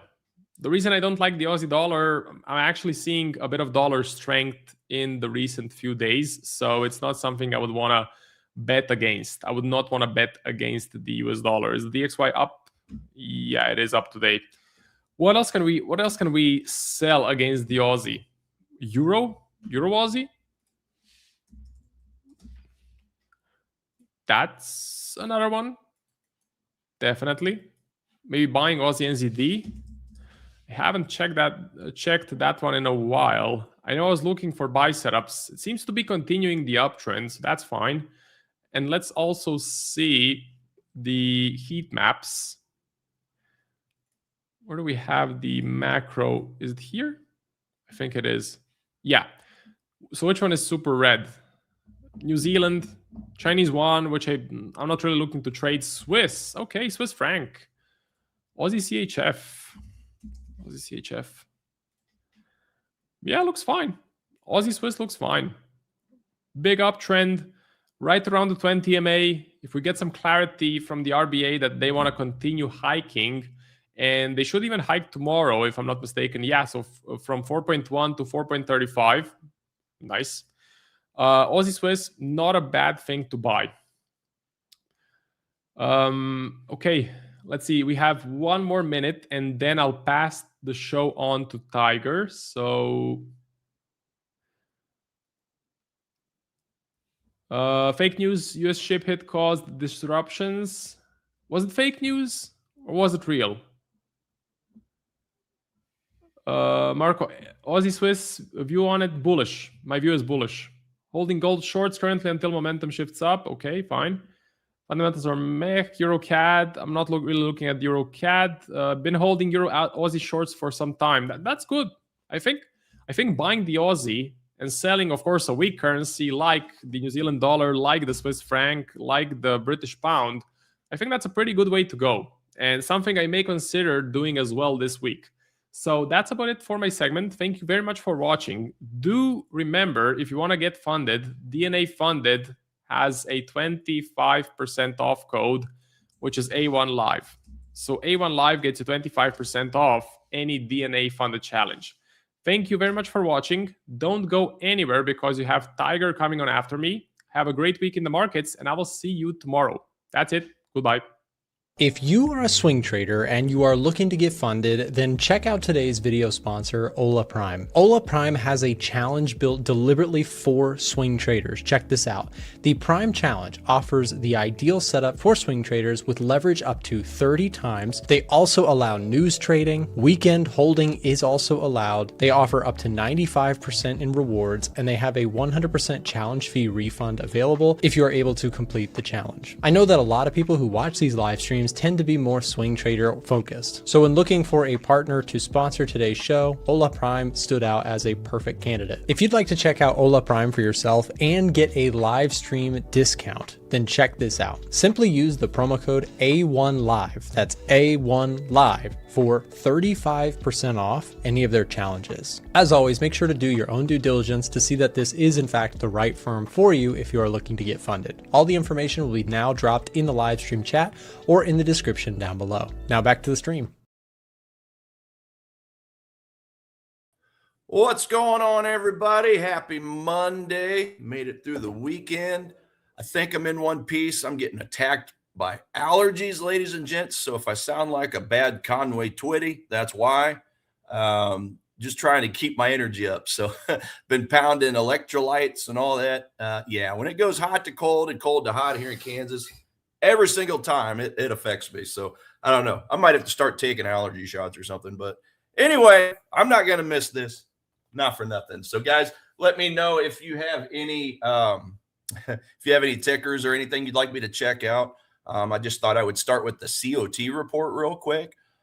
Just kind of see what the big banks and financial institutions, hedge funds, pension funds, insurance funds, all of them attacked this past week. So the biggest winner on the currency front was the Canadian dollar. They did have a 5% increase, 5,600 long contracts, and most importantly, getting rid of 14,000 short contracts. So that was quite the swing for them. They are still overall short the Canada dollar when you take a step back and look at it as a position trader. But that was quite the week-to-week change at 5%. So, you know, obviously tied heavily to oil as well. And so, yeah, that was the big winner. And as far as indices, looks like there was a little bit of a split. They bought some, they sold some. Nasdaq and Russell were sold off. Nasdaq was the biggest hit, as you can see down here at minus 4%. But then you go to the bullish side, and obviously we had the Dow and the S&P that were bought up. So nothing too crazy. Okay, about 1%, a little bit over 1% on these, but that's about where we're at. So a little bit of a split decision, if you will, as far as looking at the overall indices. For the U.S. indices here. So Bitcoin, 0.5% on the increase as well. So that's just a quick look here. And then with the weak Swiss franc, okay, that was the biggest loser among the currencies. So absolutely, any chance we get to sell the franc this week, kind of like what Marco was saying right there at the end of his segment, this right here kind of confirms it, okay, with the banks selling off 3.5% pretty much. 2,000, got rid of 2,000 longs, and they got rid of just a few shorts as well. So the math calculates out 3.5% to the downside on a weak currency. So there you go. That's in my opinion, the weaker of the currencies going into this week. And then, yeah, just taking a quick look over here, just like what Marco was saying, you know, just kind of showing the Swiss franc down here at 33%. So the Kiwi actually got a little bit of a bump, but it is still tied with the Swissy and the Euro and the Chinese yuan. Gosh, all four of them are down here in the basement together. They're having a party of futility, ladies and gents. While your British pound, your yen, and your Aussie remain 1, 2, and 3, kind of like where we ended last week. So that's just a quick look there at the strength of the currencies. And guys, if you have a copy of the Edge Finder, remember this is a newer piece that Nick has put in, Nick and the team. down here showing the changes, day-to-day changes of the strength of these currencies. So it's a really cool feature that's been added now that we've had a month and a half or 2 months of data come through, just to get an idea of where these things are trending on the fundamental perspective. So yeah, British pound outright winner as we speak. So with that in mind, taking a quick look, we've obviously got Aussie's RBA statement coming out tonight, Reserve Bank of Australia, or Royal Bank, Reserve Bank, I think it's Reserve Bank, where they are expected to actually increase by 25 basis points for their cash rate. Now, this is Central Time. I was trying to keep this on Eastern Standard Time to keep everything uniform, but I kept tripping myself up. So I've went back to Central Time when it comes to the calendars, guys. So forgive me. Just add an hour to anything you see on my screen, and that'll be New York City time. But yeah, that's tonight. So it's pretty late. Okay, this is going to be 12:30 for a lot of you guys in the Eastern time zone. But yeah, I'll probably be, I don't know, I might still be awake. I'm stubborn. I'm hard-headed. And it seems like it's around midnight when I get to sleep as it is. So I'll probably still be awake for it. But anyway, yeah, guys, let me know if you have any tickers. I'll be keeping an eye on the chat over here as well. And we'll just dig right into it. Just dig right into some of these assets. Yeah, obviously the Aussie Kiwi, Aussie Kiwi, Aussie Swiss, number 1 and number 2 for a reason. Aussie strength, Swiss Kiwi weakness, which we just saw on the fundamental map over there. So I am still in that pesky Netflix trade. Now, again, guys, I don't know. This is almost turning into a longer-term swing trade for me, maybe even a short-term position trade. I'm typically in trades 1 to 5 days, but on this one, I've been basically in it since the 17th. So that's we're going on 2 weeks now. Or no, not 2 weeks. I'm sorry. I got in right here. So that would have been April 21st. Yeah, this is now 2 weeks old at this point. So this for me is a longer term trade. It's about doubled up what I'm usually in. But again, it's because, remember, I took this trade off of a weekly demand zone.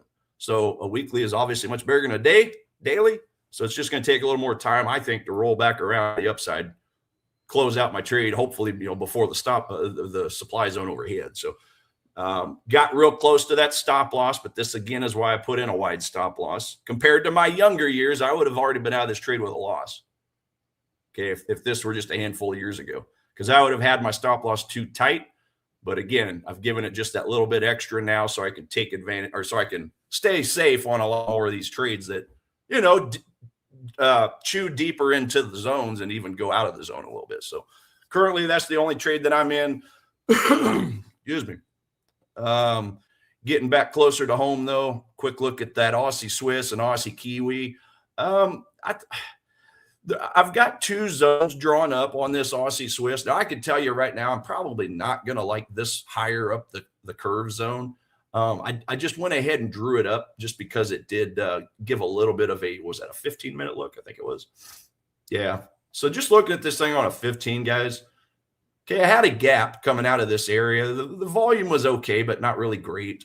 And we did kind of start chewing into this first series of swing lows, a little bit of a supply zone right here that ended up getting chewed through. Okay, this was a supply zone for a minute. And as you can see, we've broken close through it. So I am keeping an eye on that area, but this is definitely not a full risk.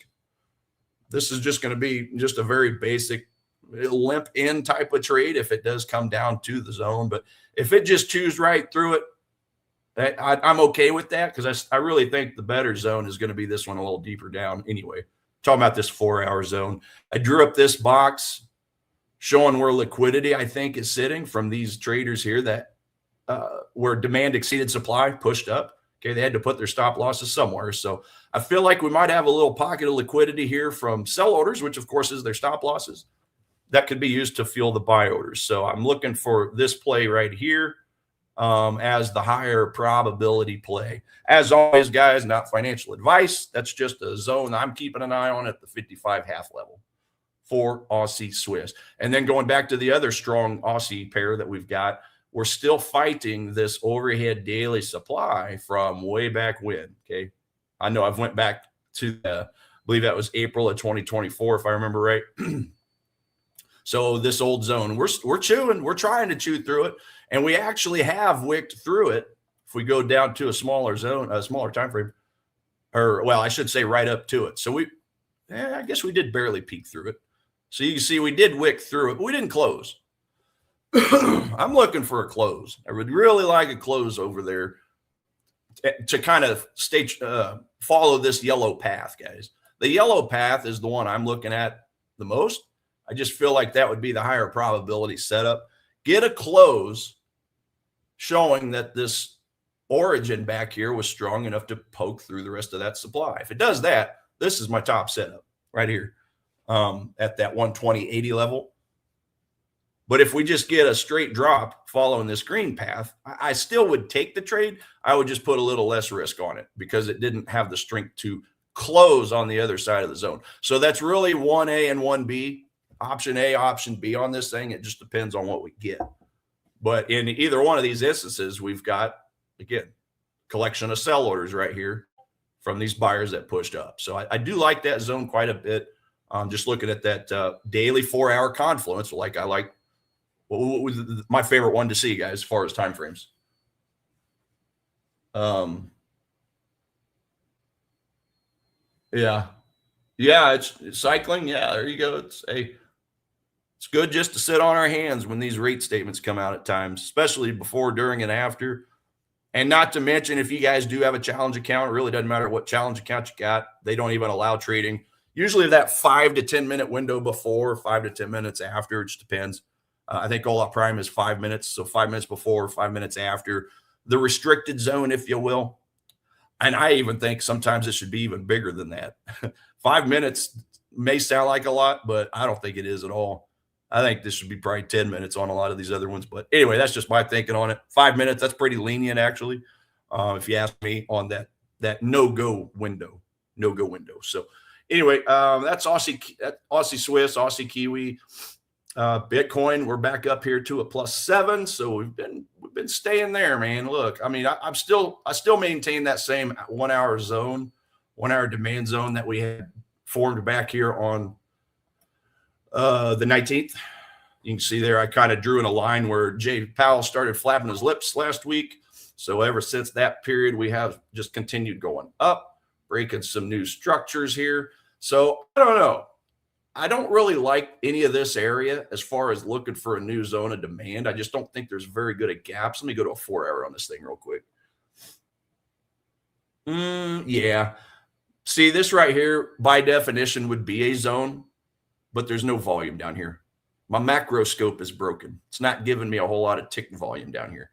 So I would avoid this, even though it's giving me a gap, as a zone of demand. And it just basically utilize this whole leg down and back up as just one big liquidity area, okay, where these buyers pushed price up. They had to put their stop losses somewhere. I just feel like we might have some decent sell orders down here right there at the zone. Now, again, who knows how big or little this area is, but you know, you just got to picture where the average retail trader would be putting their stop loss. And I feel like they're going to be putting it down here in the 1 hour demand zone. So we're collecting liquidity. We're also collecting unfilled orders from the zone of demand itself. Remember, that zone of demand did have a gap. It wasn't the sexiest gap, but it was a gap nevertheless. And then if we go even lower, then I guess you would technically have a zone on top of a zone, because we do have a gap coming off this one as well. I just didn't really go down to a 1 hour to look at it down here. But yeah, it's a zone on top of a zone. But regardless, I was still going to be looking to put a stop loss below all that anyway, guys. So this is basically a zone on top of a zone, which really just kind of turns it into one big zone. Okay. I didn't get that a little lower down here. One big zone. Two zones in one. That's a zone on top of a zone. So in any event, stop loss would go below all that anyway. So that still remains my top setup on Bitcoin, which of course was showing fourth over here on the Edge Finder. And then we have Aussie dollar as well. So I want to take a look at that. The US dollar is back below the 50%. So we went from 45% to 55% very briefly on the dollar.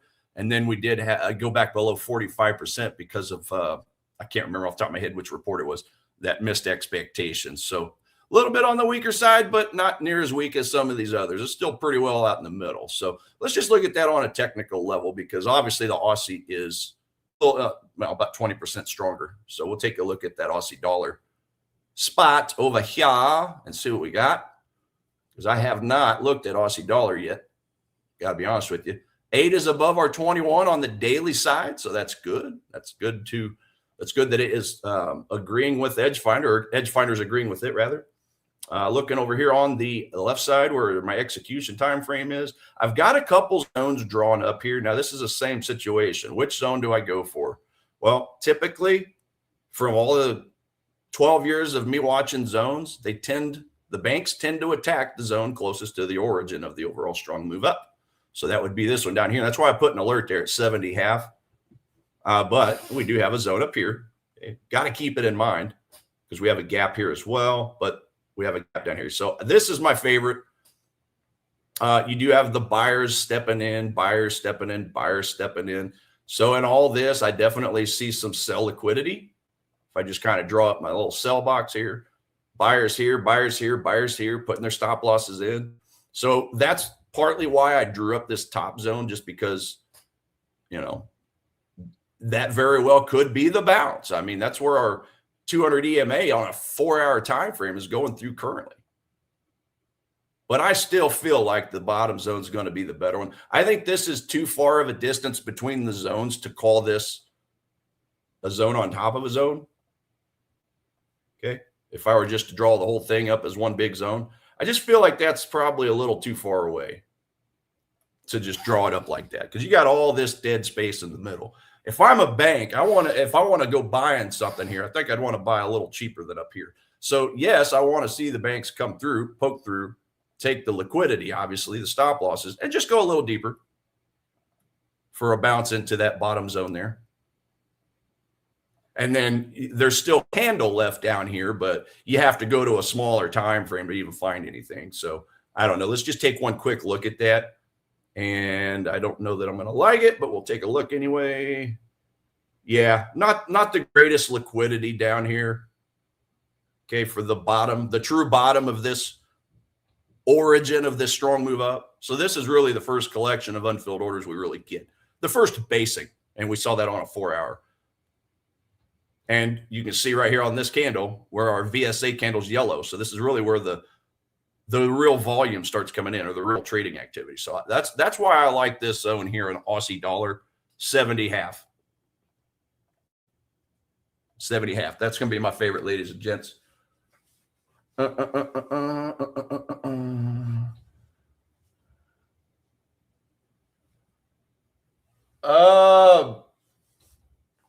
The cash rate is 14 hours away. Will you be able to hold through it? I'm done for the day. I'll do something else.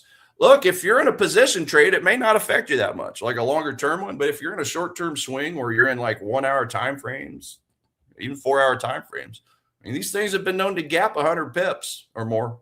So, you know, if you've got a 500 pip stop loss, you're probably fine.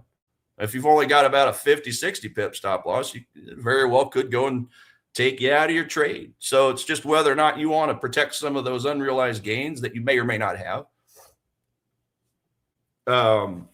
You know, and that's not necessarily something me or Nick or Margo or any of the guys can tell you, because everybody has their own risk tolerance on that kind of stuff. So, yeah, you know, if I've got a pretty good unrealized set of gains going on, I might want to lock them in.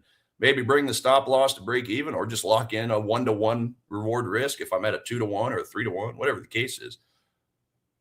If you're down, if you're around break even, or maybe just slightly in the positive, very slightly in the you know, the gains, well, it's just up to you if you want to take a needless loss on something that could very easily take out your liquidity and then turn around and go in your favor. So you basically would have to increase your stop loss. And it could just create unruly losses, a loss for no reason. So I'll be known. A good example is last week, pound dollar. So I was in that pound dollar long, and I was only about 5 or 10 pips profit right before whatever report it was came out. So I just went ahead and took my stop loss from where it was at to break even. The cup of coffee trade, I called it, guys. Cover my swaps, cover my fees. And then sure enough, it dropped on that result, on that whatever the report was. And you know, it saved me from a needless loss. I took about $15 or $18, I think is what I ended up winning on it, as opposed to a loss, because it would have gotten my stop loss clipped.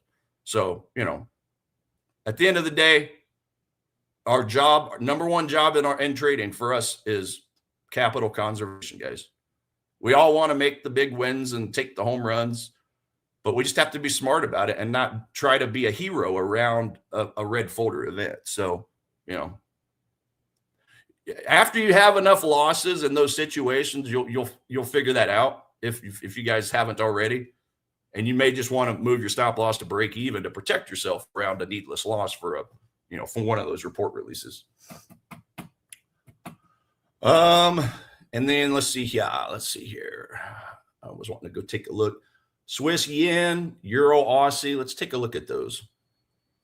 How do I sound, guys? Is my voice horrible? Let me know. Swiss yen, this was a zone on top of a zone. I don't think I showed this one yet. Yeah. So this was a 1 hour supply right here, but have a gap above it on a 2 hour. Okay. So this was another example of a zone on top of a zone where you could just look at this whole thing as one big zone. Okay. But you can't deny the strength of this gap right here from this basing action on a 1 hour chart. Okay. 1 hour, just a lovely gap. A lot of volume, a lot of tick volume, meaning a lot of trades are taking place there. So that, to me, that looks like an institutional creation. Okay. Looks like that's something created by a bank, not just a collection of retail traders, but an actual institution. Okay. So that's going to be my number one spot. Basically we'll just call it the 202 psych level. And then just make sure to put a protective stop above the whole thing. So again, guys, not a signal service. That's what I'm looking at. Do your own due diligence on this stuff. But I know if I were to get in a short here, I'd be putting my stop loss somewhere up in this area.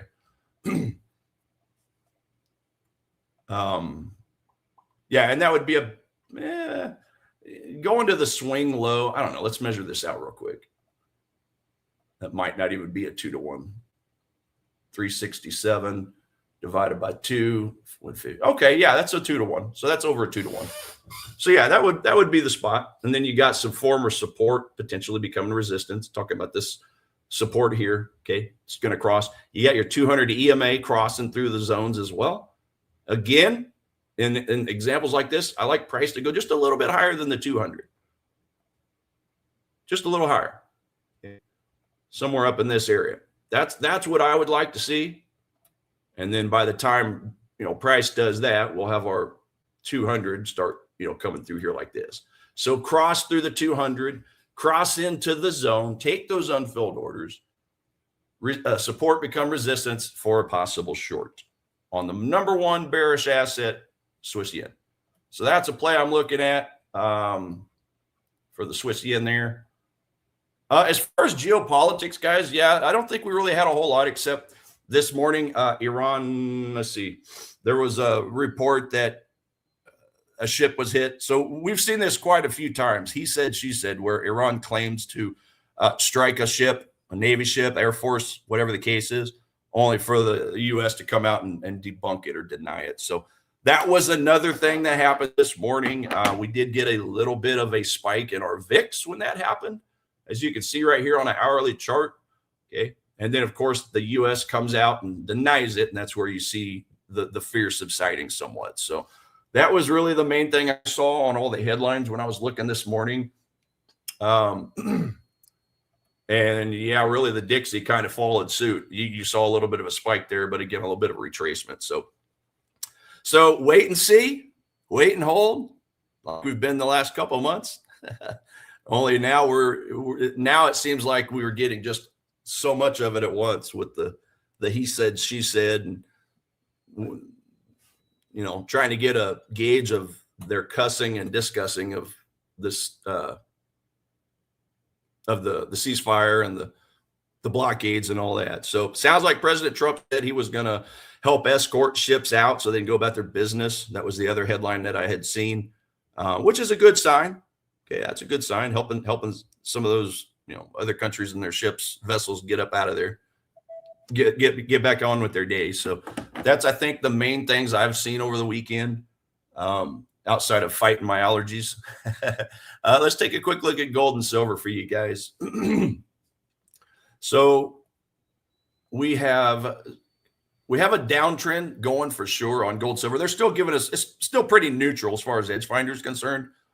But we did have a spot where support became resistance right over here on gold, going back to the downside. And maybe we could say this is a little bit of supply zone. I mean, it did give us a little bit of a gap right here. But we still have yet to really, break the major structure to the downside. So if you're somebody who's just trend trading this stuff, you got to be careful, because we didn't break this structure. We broke this minor structure, but I would call this a minor structure, because even this structure didn't break a structure, right? So I wouldn't use that. You've obviously got a former resistance support coming through. That's that blue dashed line, and that's where we're kind of getting choked up at the moment. So in order for me to look at this as a short, I'd want to break and close of this zone down here, or I should say this swing low before a possible retracement. So no trade whatsoever. It's obviously confirmed from the Edge Finder. And then even technically, there's no look. So it's just sideways. It's got some work to do to get onto a list, and even a technical look for gold. Silver's kind of the same thing, except silver has already bounced into this 4-hour zone of demand that I mentioned last week.